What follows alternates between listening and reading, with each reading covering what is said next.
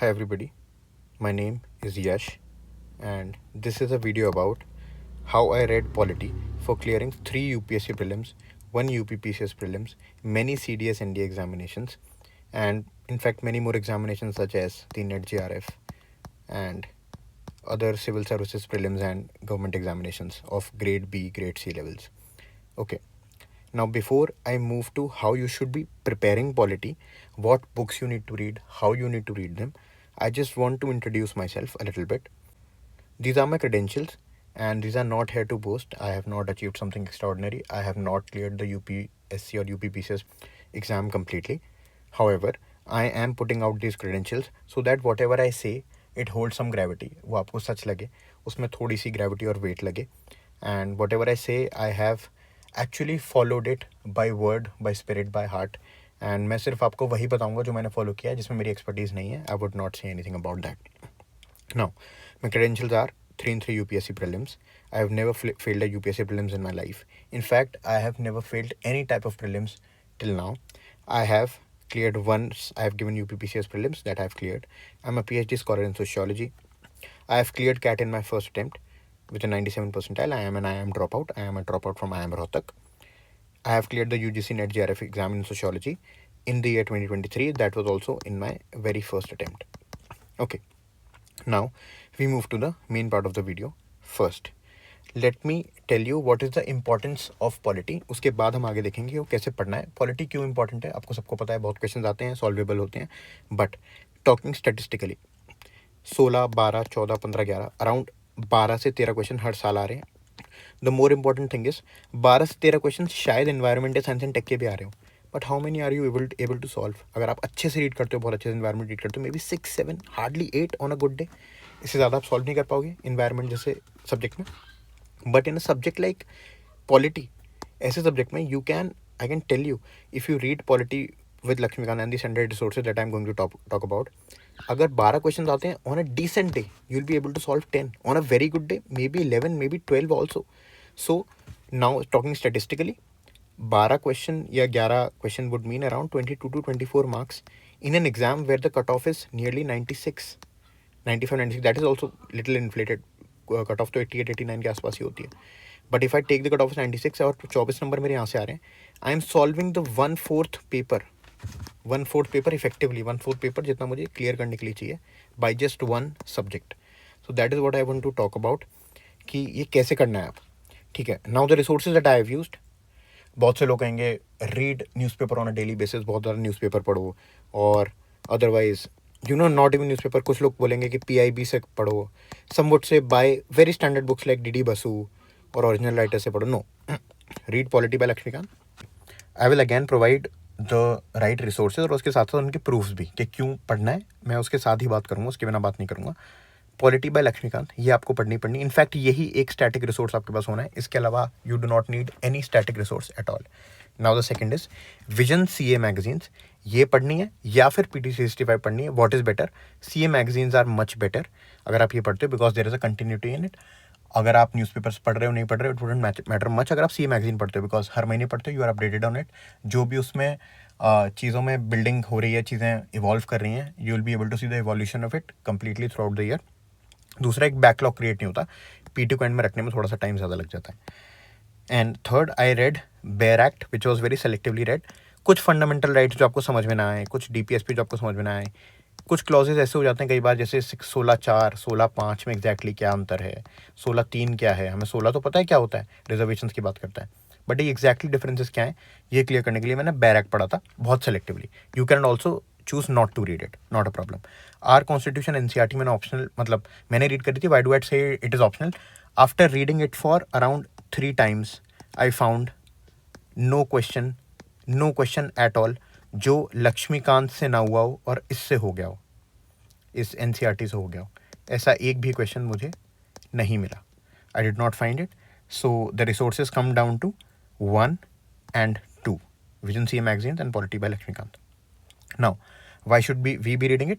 मैंने ये जानबूझ के सेक्शन रखा. आई कुड हैव चूजन कि मैं सेक्शन ना रखूँ इसमें, but I purposely did it. Now why I did it I will tell you.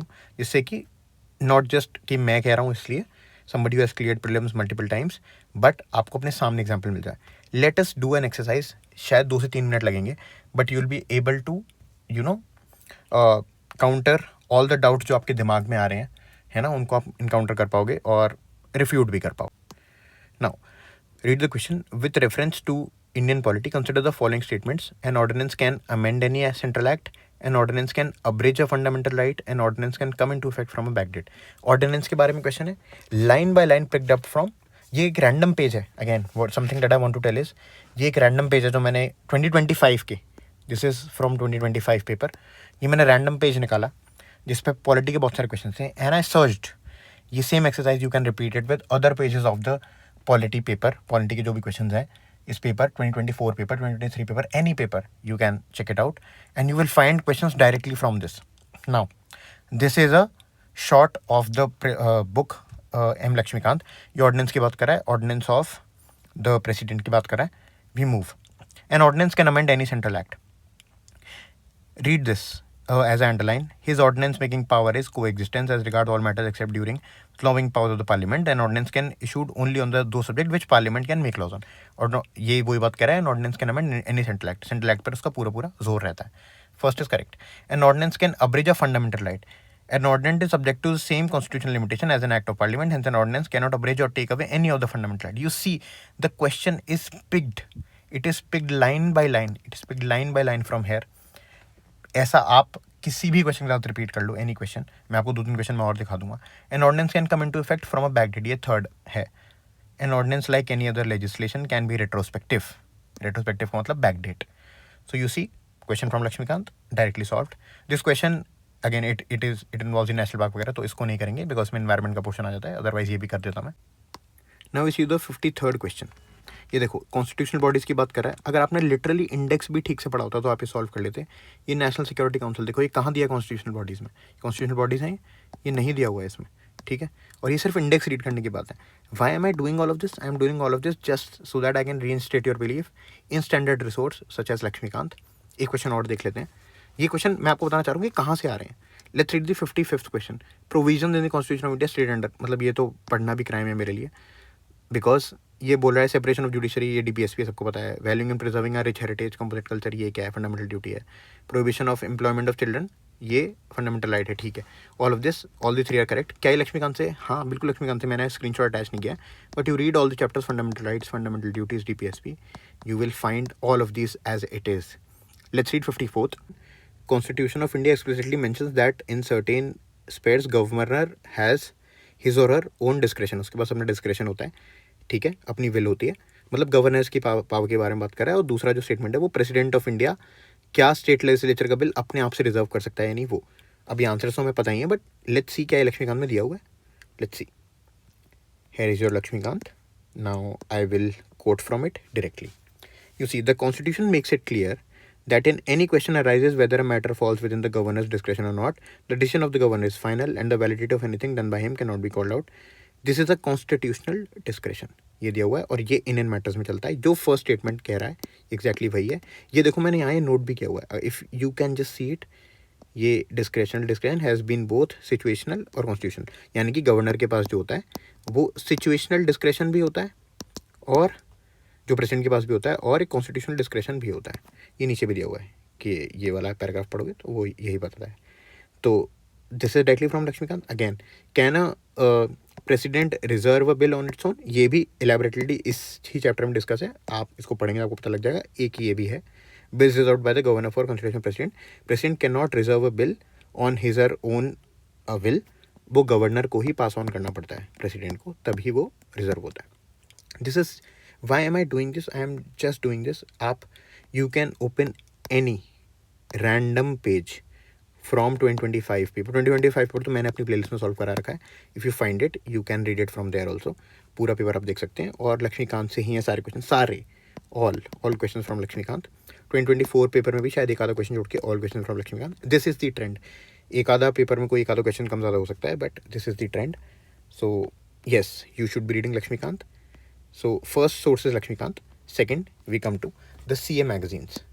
CA magazines. Not many questions come from it, come from current. Why? Polity is a typically static subject, तो ज़्यादा question आते ही नहीं है। जो आते हैं वो आपके सी मैगजीन से हो जाएंगे। फोकस आईआर पे रहता है, आईआर का सेक्शन अलग से आता है सी मैगजीन में, मैं उसको पॉलिटी में काउंट नहीं कर रहा हूँ अभी के लिए। काफ़ी लोग पॉलिटी और आईआर को एक साथ काउंट कर लेते हैं पीएसआईआर की तरह, ठीक है, but I am not counting it. Focus IR पे रहता है। हाउएवर रिमेनिंग क्वेश्चंस लाइक नारी शक्ति वंदन, नारी शक्ति वंदन कौन सा क्वेश्चन है?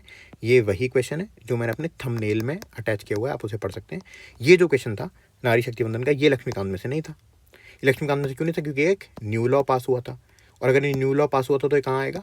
ये सीए मैगजीन में आएगा।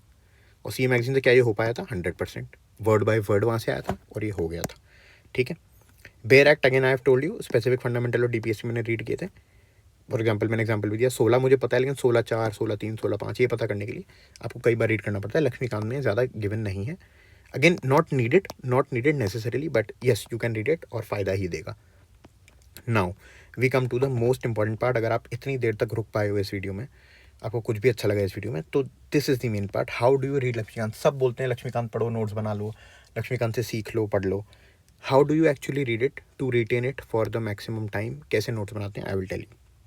Now, first time when you do first reading of the Lakshmikant book, you ensure that there are no markings. आप कोई भी मार्किंग ना करो, you just read it.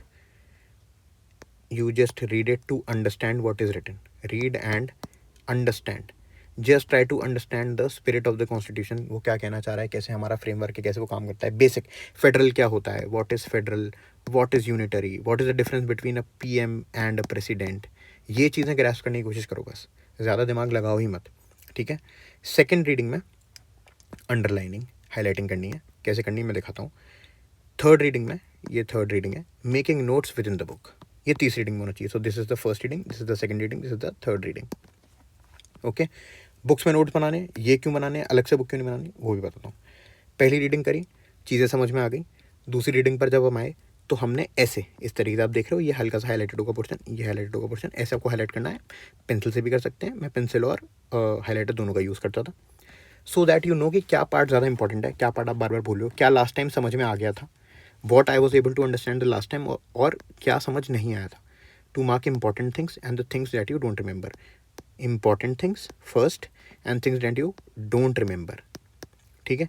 ये दो चीज़ें अंडरलाइन करनी है या हाईलाइट करनी है। उसके बाद when you do the third reading, notes तभी काटने हैं उसमें से। नोट्स कैसे काटने हैं? ये मेरा चैप्टर है वाइस प्रेसिडेंट का, यहाँ लिखा हुआ नहीं, 18 चैप्टर वाइस प्रेसिडेंट है। यू सी, मेरा पूरा वाइस प्रेसिडेंट का चैप्टर ये समराइज्ड है, ये समराइज कर रखा है मैंने पूरा वाइस प्रेसिडेंट का chapter. If you can read it. ये कैसे अपॉइंट होता है, प्रोपोर्शनल रिप्रेजेंटेशन का मेथड है, सिंगल ट्रांसफरेबल वोट यूज़ होता है, 20 इलेक्टर 20 सेकेंडर चाहिए होते हैं, कौन इसका केस हैंडल करता है, ठीक है, अगर डिस्प्यूट हो जाए तो क्वालिफिकेशंस क्या चाहिए होती हैं, रिमूव कैसे होता है, पावर्स क्या है, टर्म क्या है, ठीक है। This is all that I use to forget, vice president का चैप्टर इससे भी बड़ा है, लेकिन this is only the thing that I forget after 3 readings, या और इन द थर्ड रीडिंग जो मैं भूल रहा हूँ, मैं सिर्फ वो नोट करता था, या वो जो बहुत इंपॉर्टेंट है। This is how I use to note. अगर मुझे लगता था कि पेज एक्स्ट्रा चाहिए तो I use to stick pages like this. ज़रूरी नहीं है कि सब कुछ इसमें आ जाए, I to stick pages like this. You see article 17 ये समराइज्ड है, ये आर्टिकल 17 है। I will never look at the book for article 17 now. This is my article 17, this is my article 18, okay. What is in red, जो exceptions हों, removal की procedures हों, है ना, इंपॉर्टेंट चीज़ों जो मैं बार बार भूल रहा हूँ, दैट इज़ इन रेड, बाकी चीज़ें ब्लू में। This is my article 19. If you can see it, I will just erase things a little bit. See, this is my article 19. Samro. If you can read it, मैंने Samro लिखा हुआ है, SAAMRO. ये summarized है। ये क्या summarised है? Freedom of speech, association, assembly, migration, residence, occupation, ये Samro मैंने लिखा हुआ है, ये लिखा हुआ है सब कुछ, ठीक है, summarise. No need to look at this, this is it, no need to look at this. अब अगर मुझे देखना ही नहीं है तो why am I not making any note, why am I not making any note in a notebook? Because Laxmikanth is already almost in the form of notes. If you want to read it directly from there, good. If you want to stick like me, good. Do not make another book. If you make a book, ये तीसरा काम अगर आप करते हो या notebook आप नहीं बनाते हो, आपको ये इम्पेरेटिव बन जाता है that what you have to do is, आपका ये इम्पेरेटिव हो जाता है that you now have to write each and everything. I am not writing each and everything. If you write each and everything in a book which is nearly 900 to 1000 pages. Imagine the time it is going to take. ये पंचवर्षीय योजना नहीं है. This is not a 5-year plan for us. This is not a PhD for us. This is not that. हमें exam निकालना है, 1 साल में 2 साल में निकाल के ख़त्म करना है मोस्ट लाइकली. और प्रीलिम्स तो शुरू में ही निकल जाए तो बेहतर है. ठीक है, it gives you lot of confidence. So what you have to do is पंचवर्षीय योजना नहीं बनानी, नई नोटबुक नहीं बनानी, because then it becomes an imperative कि आप सब कुछ नोट डाउन करो. इतना टाइम नहीं आपके पास. Note down important things. और अगर आप इंपॉर्टेंट थिंग्स सिर्फ नोट करते हो एक नई नोटबुक में, तो आपका मन हमेशा विचलित रहता है कि यार मैं कुछ भूल रहा हूँ, मैं कुछ भूल रहा हूँ. अब अगर मैं कुछ भूल रहा होता हूँ ना इसमें, तो मैं बस पेज पलटता हूँ लिटरली. आई जस्ट फ्लिप पेजेस और देख लेता हूँ, अच्छा अच्छा ये कवर्ड है, कवर्ड है, कवर्ड है, कवर्ड है, everything is covered, let's move on next page, let's move on next page. This is the strategy how you read it. ठीक है. एंड इसमें नोटबुक नहीं बनानी. किसी और सब्जेक्ट में अगर बनानी होगी, मैं सारी सब्जेक्ट्स की एक एक करके वीडियो लाऊंगा, एक एक करके सारे सब्जेक्ट्स को कवर करूँगा. बट इसमें नहीं बनानी. मैंने आपको बता दिया क्यों नहीं बनानी. What is the best way of making a note, कैसे बनाते हैं, कैसे शुरू करते हैं, ये सब बता दिया. नाउ रिविजन्स कितने होने चाहिए मैं एक बार ये भी डिस्कस कर लेता हूँ. The number of revisions discuss कर लेते हैं एक बार. How many revisions should you give? See, as many as you can, but if I have to put a number, अगर मुझे इसको नंबर देना है, आप करें नंबर देना, फ्रॉम जनवरी टू मे जो आपका टाइम होता है, प्रॉपर प्रीलिम्स का टाइम होता है, इस बीच 3 रिविज़न होने चाहिए मिनिमम. 3 minimum revision. इससे पहले आपने ऑलरेडी नोट्स बनाकर ख़त्म कर दिए हों. अगेन आई एम सेइंग, यानी कि 3 रीडिंग इससे पहले हो जानी चाहिए. So I am saying in a year nearly 5 to 6 reading. मान लो या 2 कर लो, चलो अगर ज़्यादा हेक्टिक लगता है तो 5 to 6 readings I am targeting in an year. होनी चाहिए. ये हो जाती हैं 1 से 1.5 ईयर में, ये हो जाती हैं if you are studying the right way. मैंने खुद करी हैं. If you are reading it in some random way, कभी पढ़ते हो कभी छोड़ देते हो, बात अलग है. But these many readings are possible. Again वो होती कैसे हैं, that I will share in the pro tip. Let's come to the pro tip. अगर आप यहाँ तक रुके हो तो first pro tip, sticking articles in front of you. मैंने चिपकाए हुए थे, मुझे आज भी याद है 54 क्या है, 56 क्या है, 123 क्या है ना, 61 क्या है, 72 क्या है. क्या आपको ये सारे याद है? अगर आपको ये सारे याद हैं, इसमें से कौन सा मनी बिल का है, कौन सा ऑर्डिनेंस का है, मनी बिल का तो चलो नहीं डिस्कस किया मैंने, ऑर्डिनेंस का है, कौन सा बजट का है ना, कौन सा इम्पीचमेंट का है, कौन सा पार्डनिंग पावर का है, 72, 61. ठीक है. तो you have to remember all of this, because ये पेपर में तो आएंगे ही, इनडायरेक्टली आएंगे. Look at the papers 2024, 2025, you will understand ये सब आ रखा है. ऐसा नहीं है कि नहीं आया. 109 आर्टिकल आ गया था 2024 में. गो लुक एट द पेपर, मुझे तो याद है. ठीक है. सेकेंड, आर्टिकल चिपकाने हैं, बार बार रेफर करना है जब भी उसके आर्टिकल्स आते हैं कि अच्छा इलेक्शन कमीशन 324 में है, तो 326 में क्या है, 326 में क्या अडल्ट फ्रेंचाइज है, सिंगल इलेक्टोरल रोल है, क्या चीज़ है. So just to look at it. Second thing, not making separate notebook. क्यों नहीं बनानी, मैंने जस्ट अभी आपको बता दिया कि क्यों नहीं बनानी. We do not want to make it an imperative कि हमें सब कुछ लिखना है, हमें जल्दी एग्जाम निकालना है. ठीक है. So not making a separate notebook, वो बहुत ज़्यादा हेक्टिक है, बहुत ज़्यादा time taking and not very rewarding. You have to write each and everything then. Third thing, solving PYQs alongside. जब भी हम पढ़ेंगे, पहली रीडिंग में तो चलो नहीं मैंने, क्योंकि क्या सिर्फ अंडरस्टैंड करना है. सेकंड रीडिंग में हाईलाइट करने के साथ ही स्टार्ट कीपिंग PYQs एकदम सामने अपने नोटबुक एक रखी होनी चाहिए PYQs की, थीम वाइज या सब्जेक्ट वाइज तो हो at least, so that when I am reading president और रीडिंग पार्लियामेंट, मैंने आज पार्लियामेंट पढ़ा और मैंने मनी बिल पर ही 4 क्वेश्चन लगा लिए, 4 क्वेश्चन ऑफ मनी बिल, तो मेरा कॉन्फिडेंस बहुत बूस्ट होता है. My confidence goes up. What ever I am reading, मेरा ये बिलीफ दोबारा रीइंस्टेट होता है. ये काम मुझे आके, ये किसी यश भैया को आकर दोबारा काम करना नहीं पड़ेगा वीडियो में कि यार देखो यहीं से आ रहा है. आपके सामने प्रूफ होगा कि ओके यार, हूसोएवर यू आर XYZ, आप कहोगे कि नहीं यार आ रहा है ये पेपर यहीं से आता है, ये लक्ष्मीकांत से ही पेपर आ रहा है बार बार, है ना. And I have to read it this way. You will realise what are important things. For example, when you do PYQs, one good thing that happens is, ये सारी चीज़ें नोट कर लो यार, these are very important things. When you do PYQs, what happens is, आपको पता लगेगा कि कॉन्स्टिट्यूशनल बॉडी से तो क्वेश्चन 2-3 साल में एक बार आ रहा है और बड़ा ईजी आ रहा है. ठीक है. पार्लियामेंट से क्वेश्चन हर साल आ रहे हैं और 2-3 आ रहे हैं, और यहाँ 2-3 साल में क्वेश्चन आ रहे हैं. Now what is more important, this. Now when I am talking about 6+ revisions, I mean 6+ revisions में थरो 6+ रिविजन्स ऑफ दिस, 6 या 6+ रिविजन्स, और कॉन्स्टिट्यूशनल बॉडीज़ के 2 रिविजन में भी काम चल जाएगा, maybe 3. Literally at the end point time, exam से 2 दिन पहले, I do not sit to revise constitutional bodies, I just flip them. Sometimes I don't even flip them. Why? Because I know कि इतना important नहीं है और question भी मुश्किल नहीं होने वाला. सो आइडेंटिफाइंग थीम्स, मैंने टॉक अबाउट 6+ रिविजन्स, मैंने 800 पेज 6 बार नहीं पढ़े हैं, मैंने मे भी शायद 400 पेज ही 6 बार पढ़े हैं और बाकी के पेज 2 से 3 बार पढ़े हैं. That is how I am saying कि 6+ रिविजन करने, और ये हो जाते हैं. ठीक है, स्पेशली आप ऐसे नोट्स बना लो मेरी तरह तो हो ही जाएंगे. Now fourth, identifying important chapters but not leaving any. ये मैंने एक्सप्लेन कर दिया आपको. सी, ये मैंने एक्सप्लेन किया. पार्लियामेंट 5 रिवीजन लग रहे हैं, 6 रिवीजन लग रहे हैं, 5 और 6 जो मैंने नीचे बताया. Centre state relation still important, 3 revision में भी काम चल जाएगा, जो मैं नीचे बता रहा था कॉन्स्टिट्यूशनल बॉडीज़ के साथ. कॉन्स्टिट्यूशनल बॉडी में शायद 2 रिवीजन में भी काम चल रहा है ना. ये शायद उससे इंपॉर्टेंट ज़्यादा है, ये उससे कम इंपॉर्टेंट है. तो identifying what is to be read more than something else. Every chapter is important, but some chapters are actually more important than the others. Now, understanding the spirit of the constitution, ये pro max tip है, pro max tip. Now what do I mean by this? एक बार देख लेते हैं. Spirit of the constitution क्या, इसका मतलब ये कि हम अगर यूनिटरी हैं, क्यों हैं, फेडरल हैं या क्वाजी फेडरल हैं जैसा हमें बोला जाता है, बार्गेनिंग फेडरलिज्म बोला जाता है, केसी वेयर ने शायद ये टर्म दिए है ना. तो ये जो टर्म दिए ये क्यों दिए? अगर हमें बार्गेनिंग फेडरलिज्म या क्वाजी फेडरलिज्म बोला जा रहा है कि फेडरल तो है लेकिन स्टिल जो झूला है, जो पावर सेंटर है वो टिल्टेड है टूवर्ड्स दी सेंटर, वो कुछ ऐसा दिख रहा है, it is not exactly horizontal. अगर ऐसा है तो क्यों है? Why? Because all of this then comes handy when questions are of logical nature. जब वो किसी दिन पूछ लेगा कौन सा डॉक्ट्रिन अप्लाई हो रहा है. 2023 में एक क्वेश्चन आ गया था मेनका गांधी केस पर, आई गेस. इसमें वो पूछ रहा था ये क्या चीज़ है ना. It was asking some case related thing that क्या ये नेचुरल लॉ वाला है क्वेश्चन, ठीक है, या ऑब्जेक्टिव लॉ, कुछ आप ऐसे करके क्वेश्चन था. You can obviously look at it.